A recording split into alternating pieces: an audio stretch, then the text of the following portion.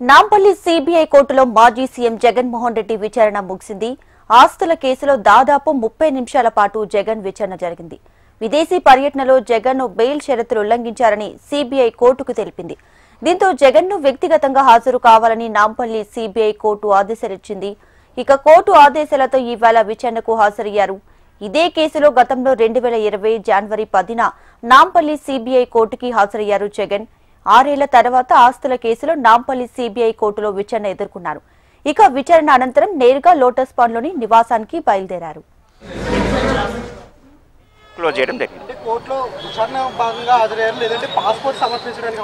ఈ రోజైతే ప్రస్తుతం ఏంటంటే విచారణ అది పాస్పోర్ట్ సంబంధించి ఏదైతుందో ఆర్డర్ ఉందో కోర్టు ఆర్డర్ ప్రకారం అతను కోర్టుకు న్యాయస్థానానికి అటెండ్ అయ్యి అతను ఆల్రెడీ న్యాయస్థానం ముందు అటెండ్ అయ్యి అపీరెన్స్ చేయడం జరిగింది. రంగప్రసాద్.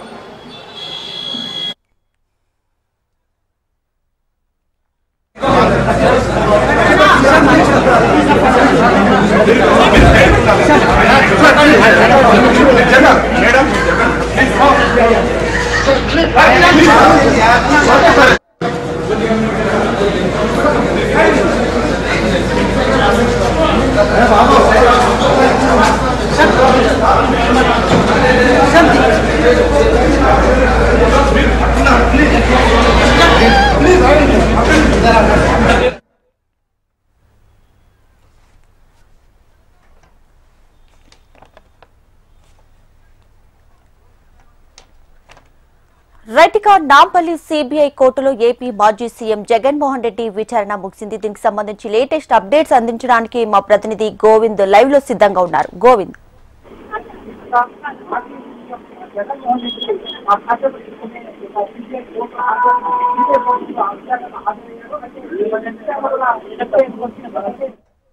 విచారణ కూడా ఇప్పుడే ముగిసింది. అయితే విచారణకు వచ్చినటువంటి జగన్మోహన్ రెడ్డి సిబిఐ కోర్టు ముందు కూడా కేవలం 3 నుంచి 5 నిమిషాల వరకు మాత్రమే ఈ యొక్క విచారణ అనేది కూడా జరిగిందని కూడా మనకు సమాచారం అంతా ఉంది. కేవలం ఇది జగన్మోహన్ రెడ్డి మీద ఉన్నటువంటి ఏదైతే పెండింగ్ కేసు ఉందో ఈ యొక్క కేసులకు సంబంధించి 11 కేసులకు సంబంధించి ఆ యొక్క డిశ్చార్జ్ విచారణలో భాగంగా అంటే ప్రతిరోజు జరిగేటటువంటి విచారణలో భాగంగా నిందితుడు ఎవరైతే ఉంటారో వాళ్ళు ఖచ్చితంగా కోర్టు ముందు హాజరు కావాల్సిన నిబంధన ఏదైతే ఉందో అందులో భాగంగా మాత్రమే మాజీ సీఎం జగన్మోహన్ రెడ్డి యొక్క విచారణకు హాజరని చెప్పుకోవచ్చు. అయితే జగన్మోహన్ రెడ్డి కేవలం 3 నుంచి 5 నిమిషాల వ్యవధిలోనే ఈ విచారణ ముగిసిందని కూడా చెప్పుకోవచ్చు. ముఖ్యంగా ఈ విచారణ కేవలంగా కూడా జగన్మోహన్ రెడ్డి ఇటీవల జరిగినటువంటి యూరోప్ పర్యటన అంటే విదేశీ పర్యటనకు నేపథ్యంలో భాగంగానే ఈ యొక్క విచారణ జరిగిందని కూడా చెప్పుకోవచ్చు. అయితే ఒక నిందితుడు ఒక స్వదేశం నుంచి విదేశీ పర్యటన చేసినప్పుడు ఖచ్చితంగా ఈ యొక్క పాస్పోర్ట్ నిబంధనకు లోబడి కూడా ఖచ్చితంగా ఈ యొక్క విచారణకు హాజరుకోవాల్సిన ఏదైతే నిబంధన ఉందో ఆ నిబంధన నేపథ్యంలో భాగంగానే విచారణకు హాజరైనట్టు కూడా మనకు ఇప్పుడే బయటకు వచ్చినటువంటి లాయర్ల ద్వారా మనకు సమాచారం తెలుసుకోవడం జరిగింది. అయితే ఏదైతే సిబిఐ కోర్టుకు సంబంధించినటువంటి జగన్ ఇప్పటివరకు కూడా మొత్తంగా ఈ యొక్క ఆస్తుల కేసులకు సంబంధించినటువంటి జగన్ ఇప్పటివరకు కూడా 3 సార్లు సిబిఐ ముందు కూడా విచారణకు హాజరు కావడం జరిగింది.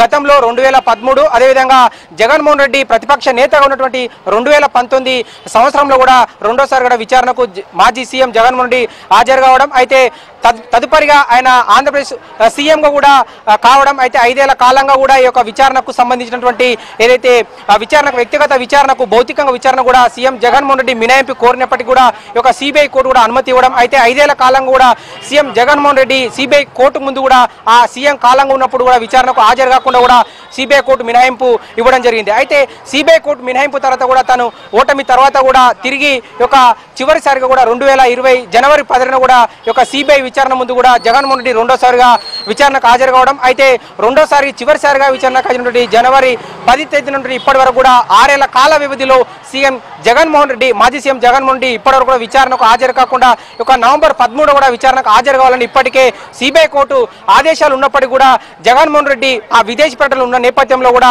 తమకు సమయం కావాలని కోరినప్పటికీ అయితే ఈ యొక్క నవంబర్ అంటే రేపటి 21 గడువుతో కూడా ఆయనకు సిబిఐ కోర్టు అనుమతి ఇవ్వడం, దీంతో జగన్మోహన్ రెడ్డి ఒకరోజు ముందుగానే ఈ రోజు విచారణకు హాజరై కేవలం విదేశీ పర్యటన ముగించుకొని ఒక నిందితుడు ఏ విధంగా అయితే వచ్చి అంటే మళ్ళీ కోర్టు ముందు ప్రజెన్స్ అంటే హాజరు కావాల్సినటువంటి నిబంధన ఏదైతుందో దానికి లోబడి మాత్రమే జగన్మోహన్ రెడ్డి ఈ రోజు సిబిఐ కోర్టు ముందు హాజరని కూడా మనకు సమాచారం అంతా ఉంది. ఇది దాదాపుగా గంట సేపు విచారణ జరుగుతుందని ఇప్పటివరకు మనకు సమాచారం ఉన్నప్పుడు కూడా కేవలం లోపలికి ఎంటర్ అయిన తర్వాత ఈ యొక్క జడ్జి ముందు కూడా మాజీ సీఎం జగన్మోహన్ రెడ్డి కేవలం 3 నుంచి 5 నిమిషాల వ్యవధిలోనే ఈ యొక్క విచారణకు హాజరు కావడం. అయితే సిబిఐ జడ్జి కూడా జగన్మోహన్ రెడ్డిని కూడా అడుగుతూ మీరేమన్నా చెప్పదలుచుకుంటే చెప్పండి అని కూడా జడ్జి జగన్మోహన్ రెడ్డిని అడిగినప్పటికీ కూడా జగన్మోహన్ రెడ్డి ఎలాంటి కూడా తన యొక్క అభ్యంతరాలు కానీ తన యొక్క సంబంధించినటువంటి విచారణ కూడా జడ్జి ముందు చెప్పకుండా కేవలం సంతకం పెట్టడం మాత్రమే అంటే విదేశీ పర్యటన ముగించుకొని కోర్టు ముందు హాజరు కావాలి కాబట్టి అందులో భాగంగానే కోర్టు ముందు హాజరు కావడం, కోర్టు సంతకం పెట్టిన తర్వాతనే ఈ విధంగా కూడా విచారణ 3 నుంచి 5 నిమిషాలు అంటే స్వల్పకాల వ్యవధిలోనే జగన్మోహన్ రెడ్డి విచారణ ముగిసిందని కూడా చెప్పుకోవచ్చు. అయితే విచారణ ముగిసిన తర్వాత జగన్మోహన్ రెడ్డి నేరుగా బయటకు వచ్చేసి నేరుగా రోడ్డు మార్గాన లోటస్ పాండ్లోని తన నివాసానికి చేరుకోవడం, అటు నుంచి కూడా 3-3:30 ప్రాంతాల్లో కూడా జగన్మోహన్ రెడ్డి రోడ్డు మార్గాన బెంగళూరుకు వెళ్తారంటూ కూడా మనకు సమాచారం అంతా ఉంది. అయితే ఉదయం 9 గంటల నుంచి 10 గంటల వరకు కూడా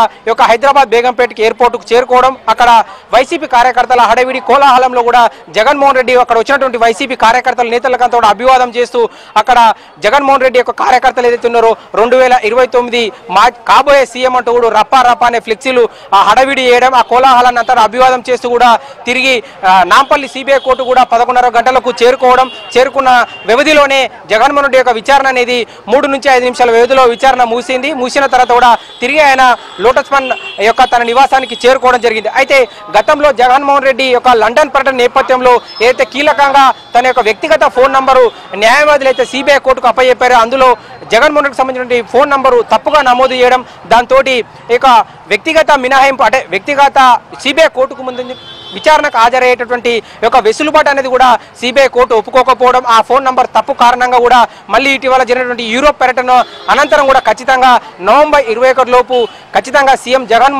మాజీ సీఎం జగన్మోహన్ రెడ్డి యొక్క విచారణకు హాజరు కావాలని ఏదైతే కోర్టు ఆదేశానుసారం కూడా మాజీ సీఎం జగన్మోహన్ రెడ్డి ఈ రోజు విచారణకు హాజరని కూడా మనం చెప్పుకోవచ్చు. అయితే ఈ విచారణ నేపథ్యంలో కూడా హైదరాబాద్ ఉన్నటువంటి వైఎస్ఆర్సీపీ అభిమానులు కార్యకర్తలంతా కూడా సిబిఐ కోర్టు దగ్గరికి, అదేవిధంగా అంతకుముందు బేగంపేట ఏర్పాటు కూడా భారీ ఎత్తున కార్యకర్తలు చేరుకోవడం, అటు నుంచిగా నేరుగా ఈ సిబిఐ కోర్టు దగ్గర కూడా కార్యకర్తలు అంతా రావడం. అయితే సిబిఐ కోర్టు దగ్గర కూడా మాజీ మంత్రులు అదే పేరు నాని అనగా వైసీపీ ప్రస్తుత ఎమ్మెల్యేలు, మాజీ ఎమ్మెల్యేలు, అదేవిధంగా ప్రస్తుత ఎమ్మెల్సీలంతా కూడా సిబిఐ కోర్టు దగ్గరికి వచ్చినప్పుడు కూడా పోలీసులు లోపలికి అనుమతించకపోవడం, వాళ్ళందరినీ కూడా తిరిగి 100 మీటర్ల దూరంగా కూడా పంపించడం, ఇంతలోపలే జగన్మోహన్ రెడ్డి యొక్క విచారణ కూడా ముగిసిందని కూడా చెప్పుకోవచ్చు. దీపిక. ఎస్, అయితే గోవింద్, సో సుమారుగా దాదాపు అరగంట పాటు విచారణ కొనసాగినట్లు తెలుస్తోంది. సో మళ్ళీ విచారణకు పిలిచే అవకాశం ఏమైనా ఉందంటారా? అయితే మళ్ళీ తిరిగి జగన్మోహన్ రెడ్డి యొక్క కేసులకు సంబంధించి 11 కేసులకు సంబంధించినటువంటి డిశ్చార్జ్ పిటిషన్లు ఏవైతే రోజువారీగా విచారణ ఏదైతే జరుగుతుందని చెప్తున్న నేపథ్యంలో మళ్ళీ తిరిగి జగన్మోహన్ రెడ్డి సిబిఐ కోర్టుకు రావాలని ఇప్పటికి కూడా ఏదంటే ఒక పర్టికులర్గా కంపల్సరీగా ఈ తేదీన రావాలని కూడా ఇప్పటివరకు కోర్టు నుంచి కానీ అక్కడ నుంచి కూడా ఎలాంటి సమాచారం లేదు. అయితే జగన్మోహన్ రెడ్డి కూడా మళ్ళీ తదుపరి విచారణ ఉంటుంది, మీరు ఈ తేదీన రావాలని కూడా కోర్టు నుంచి కూడా ఎలాంటి ఆదేశాలు కూడా జగన్మోహన్ రెడ్డికి అందలేదు. దీపిక. Govind, thank you.